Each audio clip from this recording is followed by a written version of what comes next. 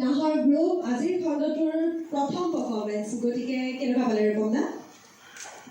খুব ভাল লাগিছে মোৰ তোমালোকৰ প্ৰচেষ্টাটো। আমি যোৰহাটত তোমালোকক প্ৰথম লগ পাইছিলোঁ, কিন্তু যিখিনি কৰিছা অম্লান জ্যোতিয়ে ক'ব লাগিব।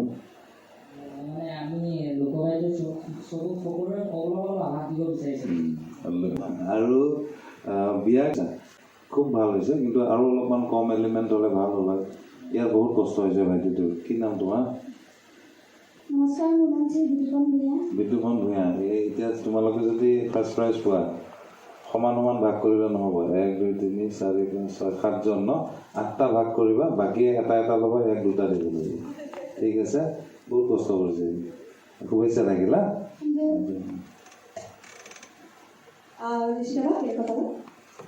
ভাল হৈছে তোমালোকৰ। ৰূপম দাই কোৱাৰ দৰে ময়ো তেখেতৰ লগত অকণমান এগ্ৰী কৰোঁ। অকণমান সময়টো কম যে আচলতে, আৰু সেই বিতুপনৰ কাৰণে দিগদাৰী হৈছে, পৰি গৈছে বাৰে বাৰে। বস্তুটো গতিকে মানে অকণমান পাতলা হ'লে মানে তেতিয়া তোমালোকৰ কাৰণে ভাল হ'লহেঁতেন কিন্তু আদাৰৱাইজ তোমালোকৰ প্ৰচেষ্টাক আমি শলাগ লৈছোঁ সুন্দৰ কৰাইছা নতুন